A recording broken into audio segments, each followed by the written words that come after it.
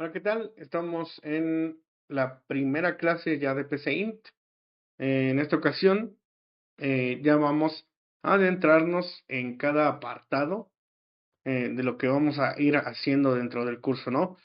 Bueno, dentro de estos videos, ¿no? Porque no vamos a ir más allá. Simplemente es como material complementario, introductorio, sí, pero para un curso que nos gustaría poder dar a nivel en línea por parte de la Academia Paulo Freire. Como ya saben, estos videos son para ahí. Entonces, ya veremos si nos damos o no la oportunidad de impartir esas clases. La clase número 1 es el mundo de la programación, aunque no vamos a entrar a la programación como tal, pero vamos a ir entendiendo un poco la lógica y la estructura, ¿no? Entonces, eh, antes de entrar como a los conceptos, a las funciones y a todo ese lenguaje de programación y computación, vamos a ver que hay eh, tres sujetos muy importantes en esto que es el intercambio entre el programador y el usuario, ¿no? Tenemos al programador, que es como eh, una, una parte fundamental, son tres partes fundamentales, que somos nosotros, en este caso, que somos los que vamos a tomar el problema o tarea a realizar y vamos con nuestro conocimiento a generar una solución o un programa que pueda realizar todo eso, ¿no? Puede ser un videojuego, puede ser un entorno gráfico, un sistema operativo. El chiste es que nosotros como programadores vamos a hacer el esqueleto de eso, ¿no? Entonces, mm, tenemos esa tarea de comunicarnos uno a uno con la máquina, ¿no? Luego tenemos el segundo sujeto, que es la máquina, que es la que va a ejecutar los procesos, va a ejecutar las instrucciones, va a transformar nuestros algoritmos en algo funcional, ¿no? Eh, en este caso pueden ser programas, pueden ser aplicaciones, pueden ser páginas web, pero es nuestro entorno de trabajo, ¿no? Nuestra herramienta para crear cosas. Luego viene el usuario, que podemos ser nosotros mismos al generar programas para nosotros. Por ejemplo, podemos crear programas para acomodar una carpeta, para acomodar o una aplicación para hacer cosas para nosotros mismos, ¿no? Simplemente porque queremos hacerlo, pero una vez que entremos, si es que es de su agrado entrar al ámbito profesional, pues tendremos que responder a un usuario, ¿no? Ya sea a un usuario desconocido o un usuario que pueda darnos como esa pauta de lo que quiere, ¿no? Por ejemplo, el usuario dentro de la web no suele tener o no suele dar feedback más allá del uso. Por ejemplo, no es muy normal o cotidiano que los usuarios manden feedback para mejorar las webs, ¿no? O para implementar nuevas cosas. Aunque sí muchos lo hacen, no es muy usual que llegue al programador que lo hizo, ¿no? Que hizo la página web o ese tipo de cosas. Otra cosa es un encargo, que por ejemplo un usuario es en específico te pida algo a ti como programador. Por ejemplo, yo soy un usuario y voy contigo y te pido una página web que funcione en base a mis especificaciones y a mis gustos, que quiero que tenga este color, que quiero que tenga un logo, que quiero que sea de este modo. A todo eso tenemos que responder nosotros como programadores, ¿no? Entonces, por eso también es una parte fundamental de lo que nosotros vamos a trabajar, porque tenemos que responder a esa entidad de alguna manera. Luego ya vamos con la introducción a PCI. Ah, y bueno, eh, antes que nada, creo que es fundamental que entiendan que la máquina no habla con nosotros a menos que nosotros sepamos mantener esa coherencia con ella, ¿no? Así como tú no puedes ir y hablar francés con un francés si no sabes hablar francés, pues es básicamente lo mismo, ¿no? Por ejemplo, porque hay palabras que el francés te va a entender, ¿no? Son específicas y están reservadas para su lenguaje. Entonces la máquina es lo mismo. Si tú le das palabras sueltas, pues la máquina no te va a entender. Entonces tenemos que estructurar nuestra lengua de tal forma que nos entienda, ¿no? Dentro de esa estructura hay palabras reservadas que la máquina solo entiende, ¿no? Más allá de que sí puedan ser palabras en nuestro lenguaje humano, ¿no? Por ejemplo, break, eh, nosotros en inglés sabemos que break es romper, ¿no? Pero la máquina va a entender que tiene que dejar de hacer lo que está haciendo, ¿no? Si lee break, entonces rompe lo que está haciendo. Entonces, eso es lo que debemos de aprender, ¿no? Las palabras reservadas, mm, ahorita las vamos a ver, son, dependiendo del lenguaje, son unas, son otras, pero a nivel lenguaje humano, pues tiene esas restricciones que iremos viendo a lo largo de nuestra clase, ¿no? Vamos a ver qué son los conectores lógicos, dejando un poquito de lado las palabras reservadas, que las vamos a ir viendo y las van a ir entendiendo y van a ir entendiendo por qué es que están reservadas para eso y de qué forma incluso las pueden utilizar dentro de la programación sin ser reservadas, quitándole esas restricciones.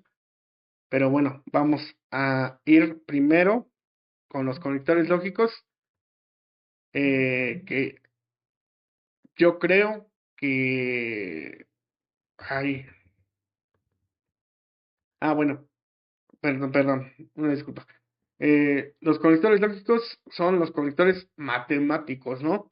Por ejemplo, el igual, el mayor que, menor que, no sé si ustedes los ubican. eh, Todos, obviamente hay unos que sí, hay unos que no. Los iremos utilizando uno por uno también, bueno, más o menos. Pero los conectores lógicos son aquellos que nos permiten asignar valores como verdadero, falso, este, como ya vimos antes, ¿no? Que teníamos el ejemplo de la lámpara. Prendes tu lámpara, no funciona, no prende y tienes que preguntarte, ¿está enchufada? ¿Cierto o falso? Eso es un conectivo lógico. Si es cierto que está enchufada, pues entonces tienes que revisar otras cosas de tu lámpara. Si es falso, entonces tienes que enchufarla, ¿no? Esos son los conectores lógicos. También tenemos conectores eh, lógicos matemáticos como el mayor igual, el mayor, el igual y el menor, ¿no? Que una cantidad es menor que otra.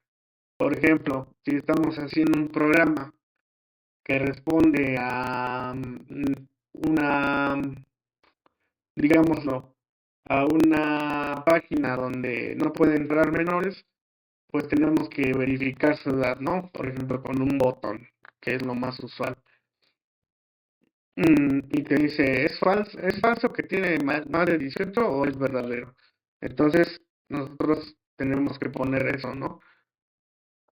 O por ejemplo, si te piden calcular la mayoría de edad de una persona y te pone una edad, tienes que decidir entre si es mayor a 18 o es menor a 18 y entonces será mayor o menor de edad, ¿no? Por ejemplo.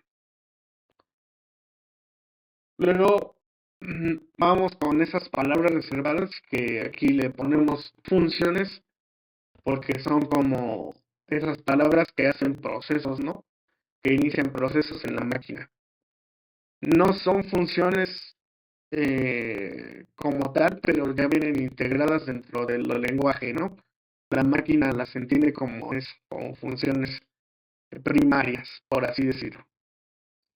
Tenemos la función o la palabra reservada o la acción de escribir algo. Esta función sirve para mostrar algo en pantalla, ¿no? Puede ser un dato, un mensaje, una imagen. Como vamos a utilizar de base lo que es lenguaje C, vamos a irnos a lo más sencillo, que es que va a mostrar un mensaje, ¿no? Eh, lo va a mostrar entre comillas, ¿no? Entre comillas, todo lo que vaya entre comillas, que es verde, como lo vimos en el video pasado, eh, va a ser un mensaje que va a mostrar en pantalla, ¿no? Todo lo demás, veremos cómo lo va mostrando, o qué no va mostrando, ¿no? En este caso, puede ser una instrucción, que podemos ponerle escribir, entre comillas, dame un número, ¿no? Acto seguido, tenemos que darle la instrucción de recibir un número, ¿no? Pero en sí, esta función, por decirlo de alguna manera, nos va a permitir darle un mensaje o una instrucción a quien está usando el programa, que en este caso sería el usuario. Este es el ejemplo. Podemos ver que está nuestro algoritmo, el inicio, y nuestro nombre de nuestro algoritmo, que es ejemplos. Luego tenemos nuestra función escribir y le ponemos como mensaje, pues nuestro mensaje, ¿no? Eh, Luego finalizamos el algoritmo y ya. Cuando lo ejecutamos, nos abre una ventana con nuestro programa en ejecución y si se dan cuenta todo eso que no está en escribir, no lo muestra, solo muestra lo que está adentro o lo que está entre comillas, ¿no? Entonces se entiende perfectamente que todo lo que está entre comillas o ligado a la función escribir lo va a mostrar de alguna manera, ¿no? A menos que no lo estructuremos como debe ser, que entonces sería un error de escritura de nuestra parte.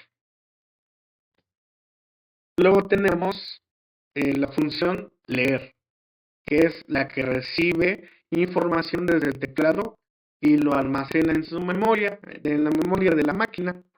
Entonces, cuando tú le pones como instrucción lee o leer, que es lo que entiende la máquina, lo que entiende la máquina es voy a guardar esta parte de mi memoria para poner lo que me van a dar.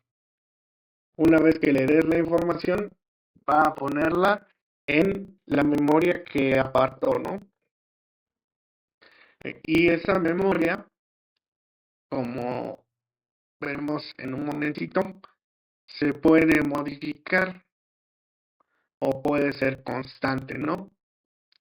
Entonces,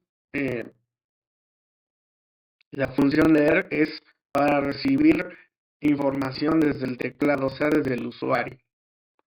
Por ejemplo, en el caso anterior que di, donde vas a seleccionar si es mayor o menor de edad, el usuario tiene que darte una edad.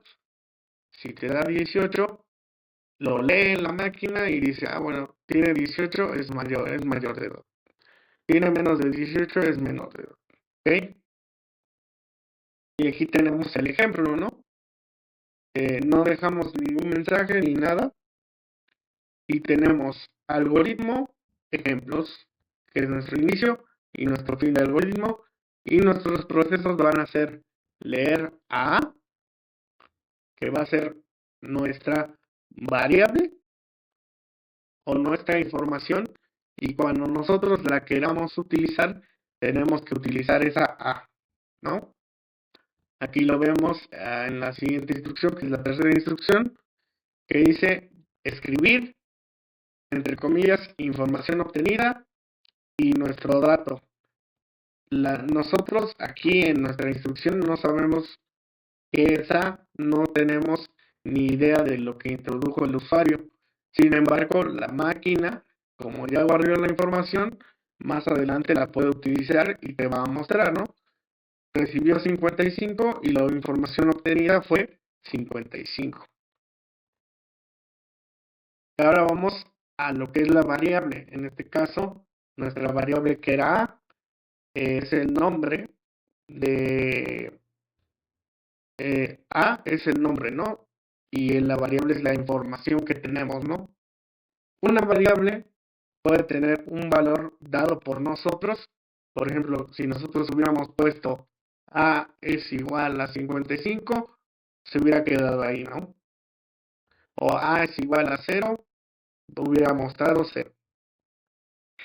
Sin embargo, puede recibir desde el teclado, es decir, la puede dar el programador, la puede dar el usuario, la información, o se puede modificar incluso después, ¿no?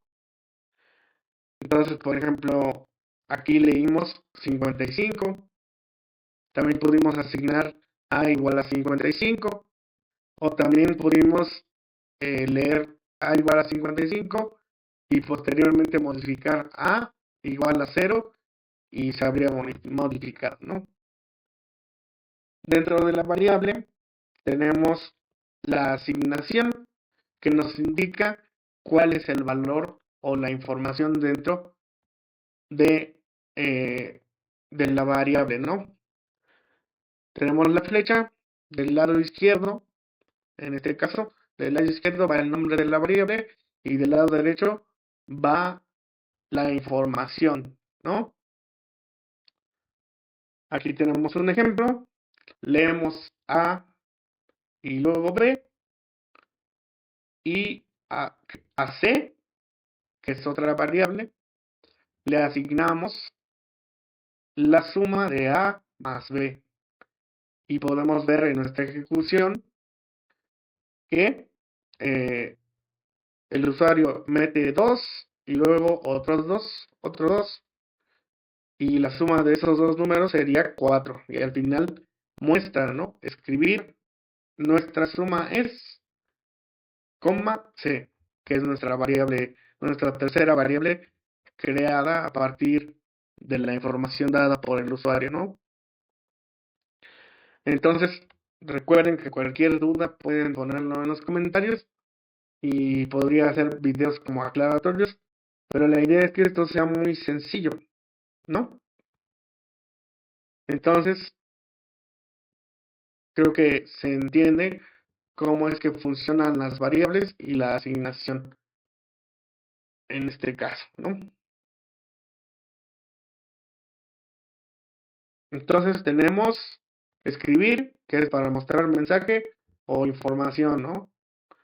Por ejemplo, aquí tenemos que escribir C y muestra la información de C. Luego leer, puede leer una variable o no, puede leer información y aparte tenemos las variables, ¿no? Que pueden asignarlas el usuario, podemos asignarlas nosotros o puede modificarla a posterior el programa, ¿no? Entonces, aquí en pseudocódigo no hay restricciones de ningún tipo en PCInt, aunque como ya les había explicado, según quien trabaje con el programa, te va a pedir ciertas restricciones, como las estructuras de un lenguaje, pero yo prefiero hacerlo así, como para que entiendan, ¿no? Eh, tú al leer la variable se está creando por sí sola, sin embargo, en lenguajes de programación tienes que declarar la variable antes, ¿no? Porque hay tipos de información. Pueden ser números, pueden ser decimales, pueden ser letras, palabras, pueden ser cadenas de números, cadenas de palabras, información variable, ¿no? Por eso se llama variable. Entonces, mm, cada cosa tiene que ir en su lugar. En este caso, vamos a hacerlo sencillo y ya si les interesa obtener el curso o que a posteriori yo suba un curso más avanzado, pues también podremos ir explicando esas cosas, ¿no? Esas cositas. Pero la estructura y la lógica es fácil de entender en ejemplos tan simples, ¿no? Yo creo. Pero cualquier duda está en los comentarios para eso.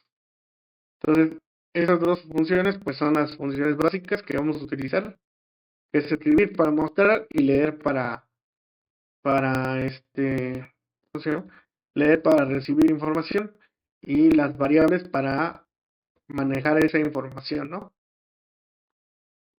Luego tenemos estructuras de decisión, que son parte, ahora sí, parte fundamental de la programación estructurada, que quiere decir que está en forma de bloque y que es bastante hermética, ¿no? En su composición. Entonces, tenemos las estructuras de decisión. ¿Qué son las decisiones? Pues es un camino u otro, ¿no? O varios. Entonces, veremos cada una de estas, punto por punto, ¿no? Tenemos sí, entonces, que es como la mitad de la función sí, eh, que solo tiene dos caminos. Eh, bueno, que tiene en sí un camino, ¿no? Si se cumple, hace una acción y si no se cumple, no hace nada, ¿no? Entonces, la función sí, entonces, como indica, relaciona un parámetro o un conectivo lógico para tomar, ¿no? Para analizar si cumple la condición establecida o no. En condición, en caso de ser verdadero, es decir, que si cumple nuestra condición, procederá a realizar una acción o unas instrucciones, ¿no? De lo contrario, pues no hará nada y continuará con el programa, ¿no? Veremos un ejemplo ahorita. Aquí tenemos el ejemplo, ¿no? El algoritmo se llama ejemplos nuevamente.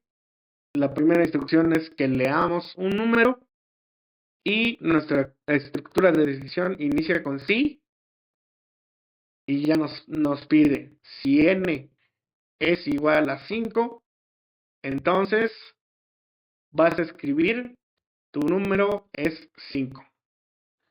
Y ahí termina nuestra estructura de decisión. Como podemos ver, si se cumple, realiza una acción y si no se cumple, simplemente continúa, ¿no? Aquí podemos ver en la ejecución, cuando se cumple en el ejemplo 1, hace la acción y nos dice que nuestro número es 5, mientras que en la segunda opción, en la segunda ejemplificación, pues no se cumple, entonces no hace nada porque el programa terminaría ahí, ¿no? Pero si tuviera instrucciones a posteriori del fin sí, entonces continuaría con eso, ¿no? Pero son como ejemplos muy simples para entender cómo funciona cada cosa. Entonces tenemos la estructura de la función sí, entonces y fin sí, que es sí, parámetro, se cumple, entonces hacemos algo, si no se cumple no se hace nada y termina nuestra estructura. Luego tenemos el sí completo, ¿no? Sí, entonces y si no, ¿no? Entonces, si se cumple nuestro parámetro, hace algo, pero si no se cumple, entonces hace otra cosa, ¿no? Son dos decisiones. En la primera fue una, ¿no? Por así decirlo. Y el ejemplo es el siguiente, ¿no? Tenemos eh, el ejemplo anterior, pero ahora con la estructura completa que es el si no, ¿no? que no es que esté incompleta o no completa, sino que más bien es como parte de, ¿no? Es como si funciona con el sí normal, pero también el si no nos permite tener dos caminos bien estructurados, ¿no? Entonces, si n es 5, entonces me dice que mi número es 5, pero si no lo es, me escribe que no es 5, ¿no? Entonces, en el primer ejemplo, pues se cumple la condición y me dice tu número es 5. En el segundo ejemplo, no se cumple la condición y me escribe tu número no es 5, ¿no? O no es 5 en este caso. Termina la estructura del fin del sí y continúa con el programa. En este caso no continúa porque la finalidad es ver cómo funcionan estas estructuras, ¿no? Repito, cualquier duda, eh, podemos hacer ejercicios en otros videos. Si quieren que complemente, pueden pedirlos aquí abajo en los comentarios. Luego tenemos una nueva estructura completamente diferente, que es el según un parámetro vas a hacer casos, ¿no? Entonces, esta función nos permite evaluar más de dos posibilidades, ¿no? En el caso anterior era sí o si no. En el según hacer nos permite tener varios casos para elegir, ¿no? Por ejemplo, dentro de un menú está el menú 1, menú 2, menú 3, o el producto 1, producto 2, producto 3, ¿no? Y podemos elegir dentro de esas opciones. Aquí tenemos el ejemplo. Si no se ve o no se entiende bien, lo voy a ir leyendo, ¿no? En este caso igual utilizamos n, ¿no? Leemos n y según ese parámetro n, vamos a hacer la opción 1, la opción 2 o la opción 3. En caso de que ninguna se cumpla, se tiene que poner un default, ¿no? O en este caso en español, de otro modo, ¿no? Y entonces terminará nuestro fin según. La primera opción nos escribe que nuestro número es 1 o n es 1, ¿no? En la segunda opción nos escribe que n es igual a 2 y en la tercera opción nos escribe que n es igual a 3, mientras que el default nos lanza un simple mensaje de que no hay más opciones. No diste con la opción que hay, ¿no? Entonces, ahí tenemos cada uno de las ejecuciones de nuestro programa. Cuando n es 1, cuando n es 2 y cuando n es 3 y finalmente el default, ¿no? Cuando n es diferente de 1, 2 y 3. Entonces, nos permite elegir entre varios casos y una salida extra para que podamos decirle al usuario que no escogió ninguna de las opciones posibles, ¿no? Y el default tiene que ser eso, una salida extra. Nunca debería ser una opción viable. Entonces, por el momento, pues sería todo. Les digo, si quieren que complemente con algún ejercicio, lo iré haciendo, pero necesito que lo comenten, ¿no? Eh, es el fin de la clase y vamos a ir repasando de nuevo, ¿no? Entonces, vimos que para escribir, la función escribir nos permite dar un mensaje o mostrar algo, ¿no? En pantalla. Leer nos permite ingresar algo desde el teclado y guardarlo en una variable, ¿no? Las variables nos permiten modificar o, bueno, mejor dicho, nos permite manipular toda esa información que vaya introduciendo o se vaya creando dentro del programa, ¿no? Porque las variables, precisamente en matemáticas, son que van variando, su valor no está definido. Mm, y después vienen las estructuras de decisión, perdón, que son el sí y sí no, ¿no? Que es como la primera parte que nos permite dos opciones. Si se cumple un parámetro, hace una acción; si no se cumple, hace otra acción, ¿no? También podemos acortarla y que sea solamente el sí, entonces. Y finalmente tenemos el según, que nos permite elegir entre varios casos, varias opciones y una salida, ¿no? Para que podamos informar que no se eligió nada, ¿no? Porque, por ejemplo, puedes entrar a un restaurante, lees la carta, no te gusta y te vas. Pero la máquina no entiende eso, ¿no? Entonces, por ejemplo, llegas a tu... Porque al final del curso vamos a hacer un mesero virtual. Llegas a tu mesa, te ponen tu computadora y te dicen, ahí está el menú, usted elija. Pero lees el menú y te dice, no se puede ir hasta que se apague la pantalla. Entonces lees el menú y pues no hay ninguna opción, entonces eliges salir. Ese es el default, porque si no, no puedes apagar la pantalla, ¿no? Por decirlo de alguna manera. Bueno, entonces tienen que entender la lógica detrás de esto. Les digo, con ejercicios puede quedar más claro. Quizás lo vaya haciendo, lo vaya a ir metiendo poquito a poquito, mm, dentro de las clases o a posteriori, pero por lo mientras voy a entender o a sobreentender que con la clase es más que suficiente y no debería complementar, ¿no? Entonces, por el momento es todo. mm, y pues nos vemos en la siguiente clase.